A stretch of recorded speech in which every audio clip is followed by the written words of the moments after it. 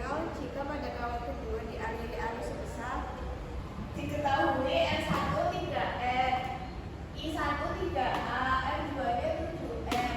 Ditanya I2, jawab M0 I1 per 2I I1 sama dengan M0 I2 2I M2 I1 per R1 sama dengan M2 I2 sama dengan I1 M2 per R1 sama dengan 3 kali 7R per 2R sama dengan 7A ke atas.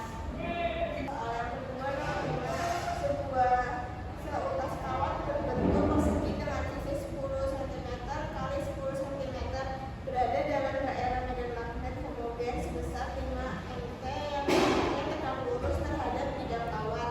Kemudian kawat tersebut ditarik kedua sisinya sehingga bentuk kawat berubah menjadi persegi panjang berukuran 15 cm kali 5 cm. Setelah 0,5 detik juga pada kawat mengalami karakteristik sebesar 1 A dan hambatan kawat tersebut adalah